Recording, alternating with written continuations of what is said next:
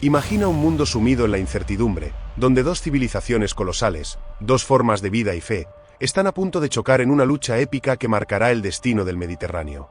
Estamos en el año 1571, en un mar cargado de tensión y velas infladas por el viento de la guerra. La batalla de Lepanto no solo fue un enfrentamiento naval entre la Liga Santa y el Imperio Otomano, sino un punto de inflexión histórico que cambió el curso de Europa para siempre.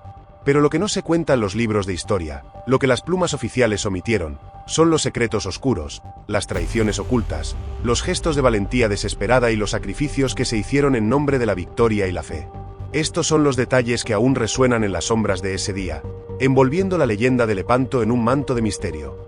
Cuando hablamos de la batalla de Lepanto, el relato clásico nos lleva a un enfrentamiento épico entre las fuerzas cristianas y el Imperio Otomano, simbolizando una lucha entre dos cosmovisiones, el cristianismo y el islam.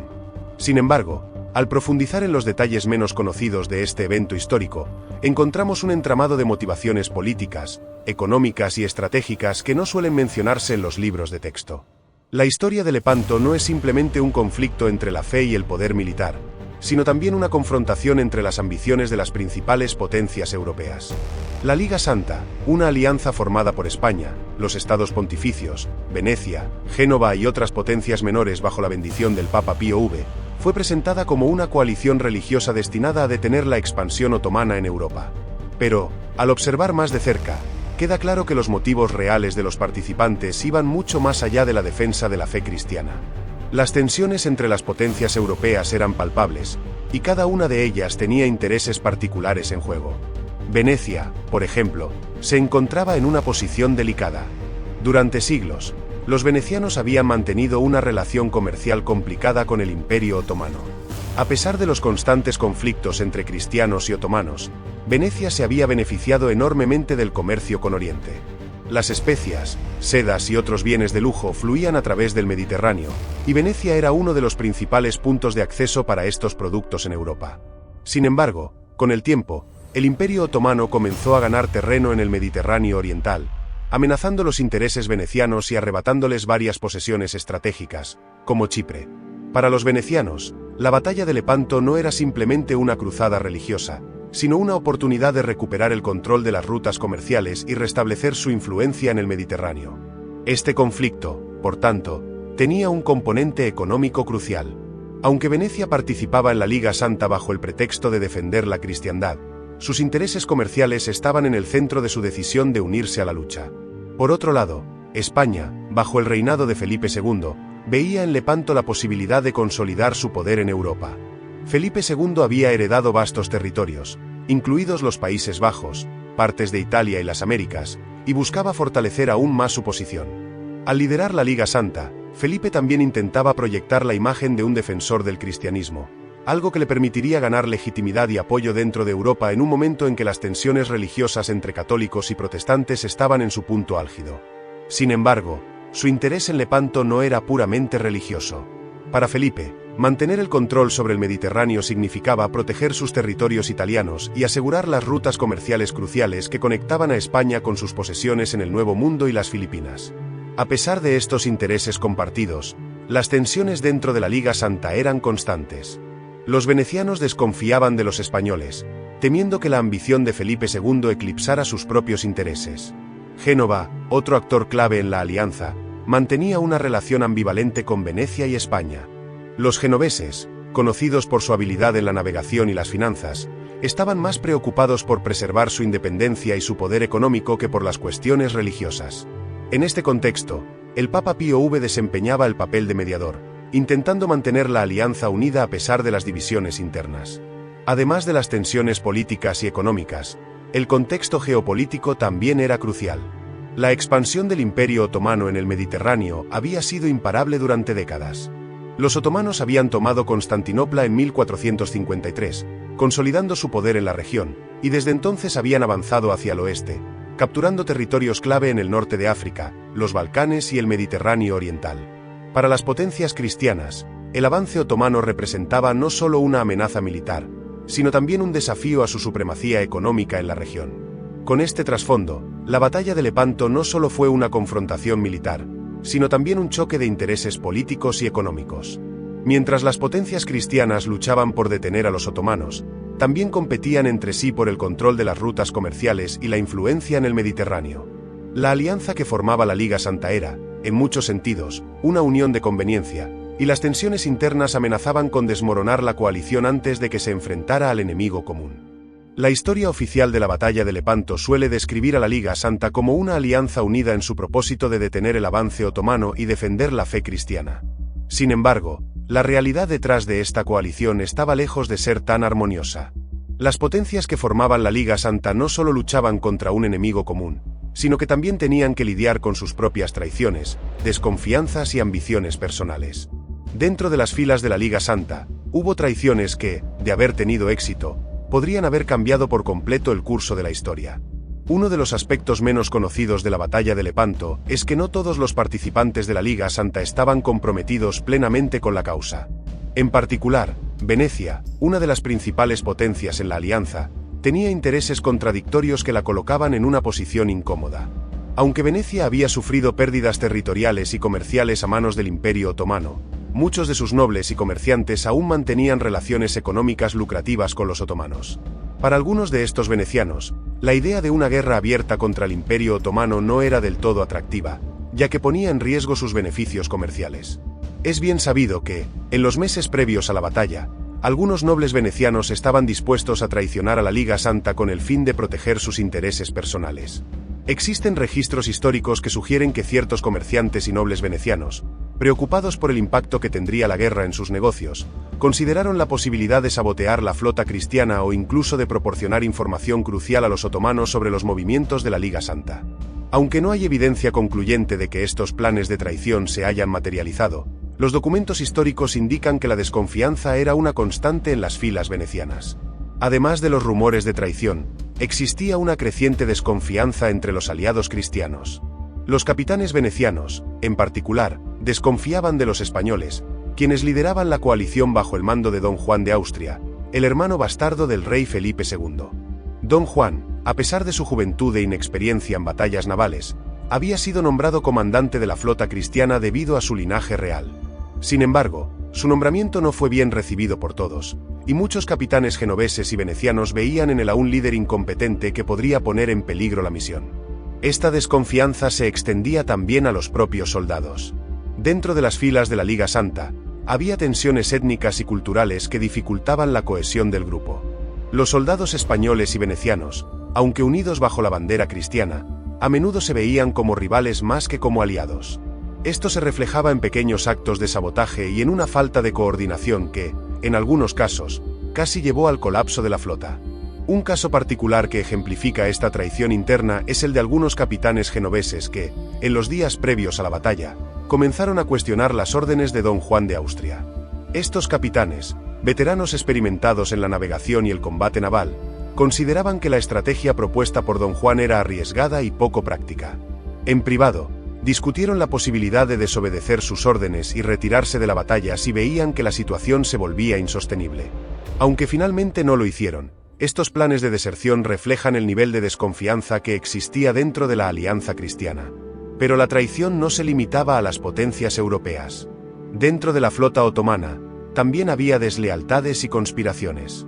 Algunos de los capitanes otomanos, descontentos con las políticas del sultán Selim II y preocupados por la creciente influencia de los cristianos en el Mediterráneo, consideraron la posibilidad de negociar con las potencias europeas en lugar de enfrentarse a ellas en el campo de batalla. Aunque estas traiciones dentro del bando otomano no llegaron a materializarse, las tensiones internas en ambas coaliciones eran palpables. Otro aspecto importante de las traiciones en la batalla de Lepanto es el papel que desempeñaron los espías y los informantes. Tanto los cristianos como los otomanos emplearon una red de espías para obtener información sobre los movimientos y planes del enemigo. En muchos casos, estos espías eran comerciantes o mercenarios que trabajaban para ambos bandos, vendiendo información al mejor postor. Esto creó una atmósfera de paranoia en ambas flotas, ya que los comandantes no sabían en quién confiar. Uno de los casos más notorios de espionaje en Lepanto involucró a un comerciante veneciano que, según algunos informes, proporcionó información crucial a los otomanos sobre los planes de la Liga Santa. Este comerciante, cuyo nombre se ha perdido en la historia, tenía lazos comerciales con el Imperio Otomano y temía que una victoria cristiana perjudicara sus negocios.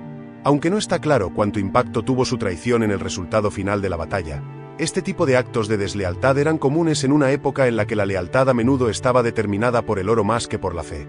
Una de las realidades más sombrías, y a menudo, pasadas por alto de la batalla de Lepanto es la presencia de miles de esclavos encadenados a los remos de las galeras. Estas embarcaciones, que formaban la columna vertebral de las flotas tanto cristianas como otomanas, eran impulsadas por la fuerza humana, y esa fuerza provenía principalmente de esclavos. En su mayoría, estos hombres eran prisioneros de guerra, condenados a una vida de agotamiento, brutalidad y desesperanza. A menudo olvidados en los relatos heroicos de la batalla, estos esclavos eran los verdaderos motores de las naves, pero para ellos, la batalla no representaba una lucha gloriosa, sino una condena a muerte. Tanto las flotas cristianas como otomanas utilizaban esclavos para remar sus galeras, y el tratamiento de estos hombres era inhumano. En el caso de las fuerzas otomanas, muchos de los remeros esclavos eran cristianos capturados en incursiones previas. Estos hombres, arrancados de sus hogares y familias, habían sido vendidos en mercados de esclavos y forzados a remar para sus enemigos. Para ellos, la batalla de Lepanto representaba una extraña mezcla de esperanza y desesperación. Sabían que si la Liga Santa salía victoriosa, podrían ser liberados, pero también eran conscientes de que las posibilidades de sobrevivir a la batalla eran mínimas. Los relatos históricos sugieren que, en algunos casos, los esclavos cristianos que remaban en las galeras otomanas intentaron rebelarse durante la batalla. Al ver que la Liga Santa tenía la ventaja, algunos esclavos se amotinaron, atacando a sus captores con cualquier herramienta que pudieran encontrar. Sin embargo, estos levantamientos a menudo terminaban en masacres, ya que los guardias otomanos, armados con espadas y mosquetes, reprimían brutalmente cualquier intento de rebelión. Estos esclavos, encadenados a sus puestos, no tenían escapatoria. Si no morían en el motín, eran alcanzados por los disparos o el fuego que devastaba las galeras durante la batalla. Por otro lado, las galeras cristianas también estaban impulsadas por esclavos. Aunque en algunos casos los remeros eran prisioneros otomanos, la mayoría de ellos eran también cristianos, pero de baja cuna o condenados por crímenes. Estos hombres, al igual que los esclavos en las galeras otomanas, eran tratados como herramientas desechables. Encadenados a sus remos, remaban bajo el látigo de sus captores, enfrentando no solo la amenaza del enemigo, sino también la posibilidad de morir ahogados o quemados vivos si su galera era alcanzada por el fuego enemigo. El tratamiento de estos esclavos era brutal. Encadenados a sus puestos, se les negaba cualquier tipo de movilidad o libertad. Las condiciones a bordo de las galeras eran deplorables. Los esclavos pasaban días, e incluso semanas, sin ver la luz del sol, alimentados con raciones mínimas y castigados con látigos si no remaban lo suficientemente rápido. Además, estaban expuestos a enfermedades, heridas y agotamiento extremo. En muchos casos, los capitanes de las galeras no dudaban en sacrificar a los esclavos si era necesario. Si la galera se encontraba en una situación de peligro, los esclavos eran abandonados a su suerte, ya que no había tiempo ni recursos para rescatarlos. Uno de los aspectos más trágicos de la batalla de Lepanto fue la indiferencia con la que se trató a estos esclavos. A pesar de que la Liga Santa luchaba en nombre del cristianismo, la vida de los esclavos cristianos no era valorada de la misma manera que la de los soldados o los oficiales. En muchos casos, las galeras cristianas disparaban contra las galeras otomanas sin tener en cuenta que a bordo de esas embarcaciones había cientos de cristianos esclavizados. Estos hombres, atrapados entre el fuego enemigo y sus captores, no tenían ninguna posibilidad de sobrevivir. Morían como peones en una batalla que no comprendían y de la que nunca habían tenido la opción de escapar. Un relato en particular destaca la crueldad de esta situación. Durante la batalla, una galera otomana fue alcanzada por una salva de cañones cristianos, incendiando la nave. A bordo, cientos de esclavos cristianos gritaban en desesperación mientras las llamas los envolvían. Encadenados a sus remos, no tenían forma de escapar. Los relatos de testigos presenciales hablan de hombres saltando al mar en un intento desesperado de huir del fuego, solo para ahogarse o ser alcanzados por los disparos. Para estos esclavos, la batalla no fue una lucha por la libertad o la fe, sino una trampa mortal de la que no había escapatoria. Además de los esclavos cristianos, había también esclavos musulmanes que remaban en las galeras de la Liga Santa. Estos hombres, capturados en incursiones cristianas en el norte de África y otras regiones, sufrían el mismo destino que sus contrapartes cristianas en las galeras otomanas. Encadenados y forzados a remar, estos esclavos musulmanes enfrentaban una muerte casi segura en Lepanto. La ironía de la situación era evidente. Hombres de diferentes religiones, capturados por sus enemigos, remaban lado a lado en una batalla que no era suya. En la batalla de Lepanto, una de las armas más devastadoras utilizadas por el Imperio Otomano fue el fuego griego, un compuesto incendiario cuya fórmula exacta se ha perdido en el tiempo, pero que fue heredada de los antiguos bizantinos. Esta letal mezcla tenía la capacidad de arder incluso sobre el agua, lo que la convertía en una de las armas más temidas en las batallas navales de la época. Aunque el uso del fuego griego en Lepanto no es tan conocido como otros aspectos de la batalla, su impacto fue significativo y dejó una marca imborrable en la memoria de los que sobrevivieron a ese día. El fuego griego no era una simple arma incendiaria. Los relatos de la época describen cómo, una vez encendido, era casi imposible de apagar. Se arrojaba sobre las galeras enemigas en forma de bombas o mediante tubos, y las llamas se extendían rápidamente por las velas, el casco y los hombres a bordo. Para los marineros y soldados que se encontraban en las naves atacadas por esta arma, no había escapatoria. Las llamas consumían todo a su paso, y el agua del mar, que normalmente ofrecía refugio a los náufragos, no podía extinguir el fuego que flotaba sobre su superficie. En la batalla de Lepanto, el fuego griego fue utilizado principalmente por los otomanos en los momentos más críticos de la batalla. Las galeras cristianas, amontonadas en formación de combate, eran blancos perfectos para esta arma destructiva.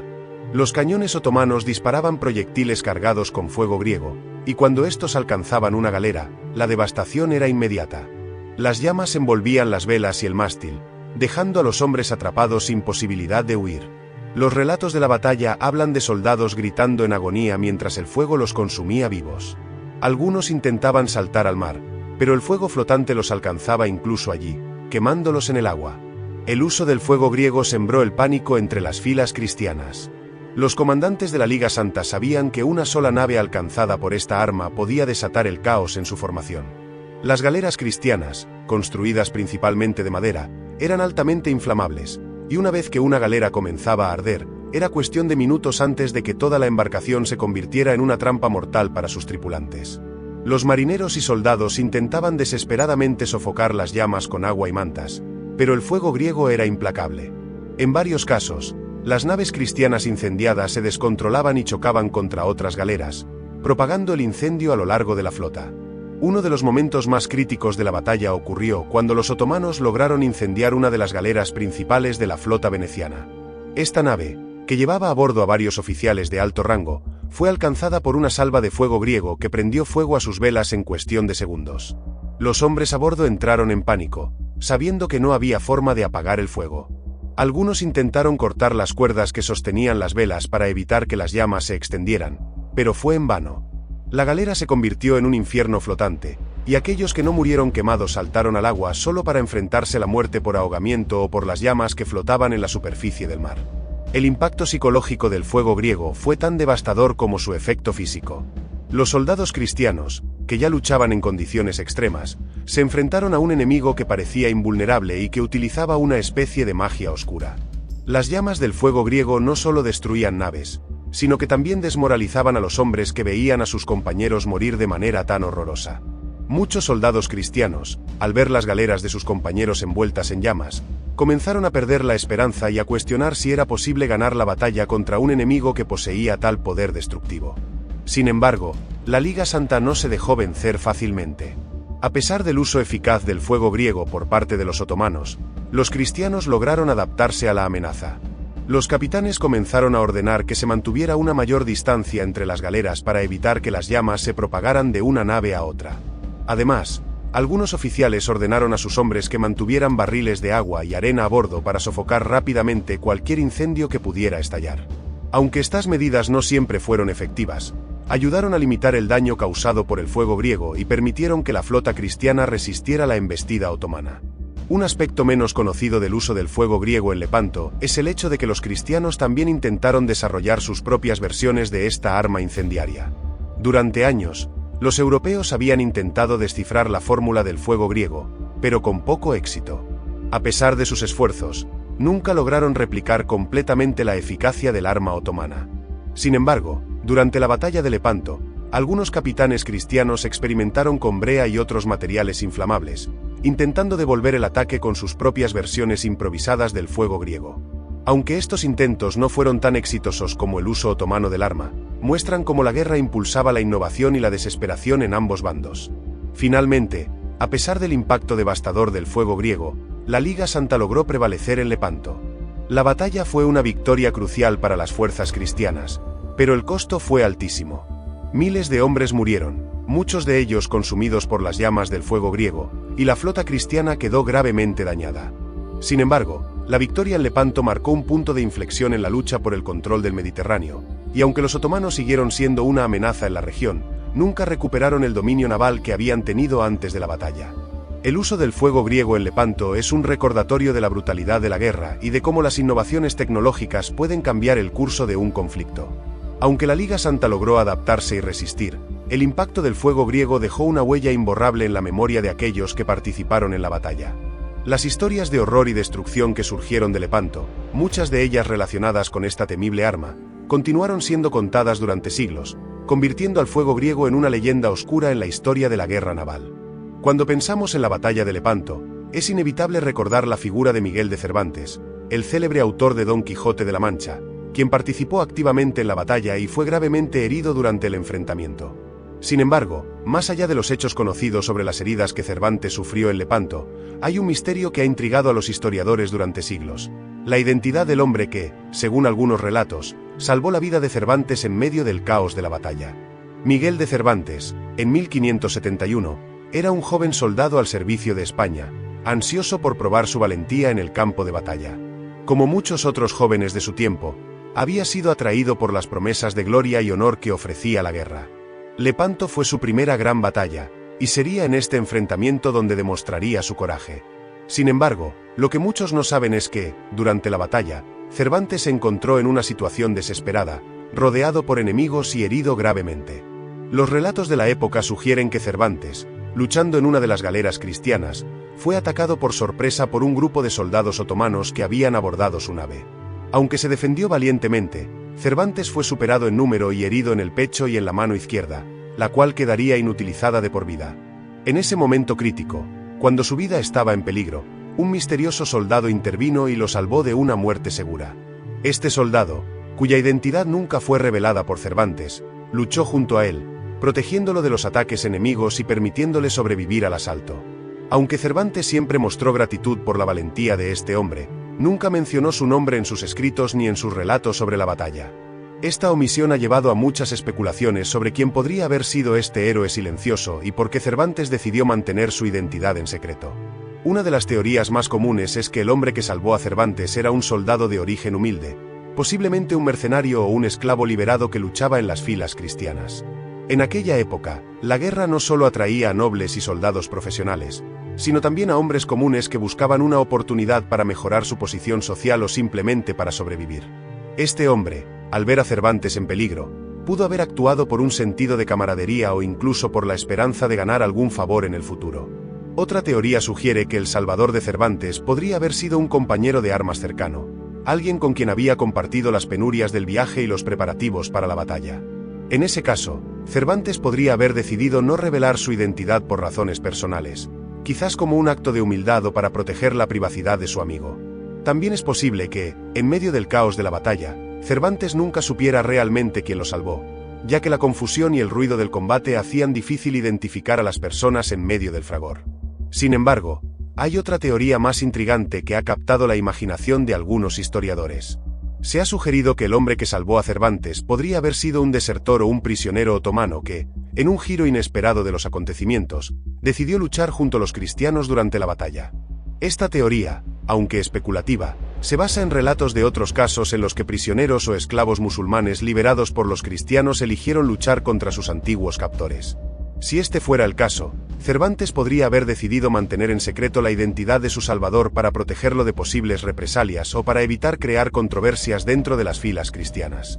A lo largo de su vida, Cervantes fue conocido por su carácter humilde y su disposición a honrar a aquellos que lo ayudaron. Aunque nunca reveló públicamente la identidad de su salvador, hay indicios de que este acto de heroísmo dejó una profunda impresión en él. En Don Quijote, Cervantes habla a menudo de la nobleza y el valor de los hombres comunes, aquellos que, a pesar de sus orígenes humildes, muestran una grandeza de espíritu en momentos de crisis. Algunos estudiosos creen que la experiencia de Cervantes en Lepanto, y su encuentro con este héroe silencioso, influyó en su visión de la naturaleza humana y en la forma en que retrató a sus personajes literarios. Otro aspecto fascinante del misterio es la relación que Cervantes mantuvo con sus compañeros de armas después de la batalla. Se sabe que, tras Lepanto, Cervantes continuó su carrera militar durante varios años, pero nunca volvió a mencionar a la persona que lo salvó. Esto ha llevado a algunos a especular que quizás el salvador de Cervantes murió poco después de la batalla, lo que explicaría por qué Cervantes no pudo honrarlo públicamente. Si este hombre falleció en Lepanto o en una de las campañas posteriores, es posible que Cervantes sintiera que mantener su anonimato era la mejor manera de respetar su memoria. Sin embargo, lo que queda claro es que la experiencia de Lepanto fue un punto de inflexión en la vida de Cervantes. A pesar de las heridas físicas que sufrió, la batalla reforzó su convicción en el valor del sacrificio y la valentía. En los años posteriores, Cervantes se referiría a sí mismo como el Manco de Lepanto, un título que llevaba con orgullo. Para él, las heridas que había sufrido en la batalla eran una marca de honor, un recordatorio constante de la fragilidad de la vida y del coraje que se requiere para enfrentarse a la muerte. En conclusión, el misterio del héroe silencioso que salvó a Miguel de Cervantes en la batalla de Lepanto es uno de los aspectos más intrigantes de la vida del célebre autor. Aunque nunca sabremos con certeza quién fue este hombre ni por qué Cervantes decidió mantener su identidad en secreto, su acto de valentía dejó una huella imborrable en la vida del escritor. A través de sus obras, Cervantes inmortalizó la nobleza y el coraje de aquellos que, sin importar su origen, se enfrentan al peligro con determinación y honor. Y aunque la identidad de su salvador sigue siendo un enigma, su legado vive en las páginas de Don Quijote y en la memoria de la historia.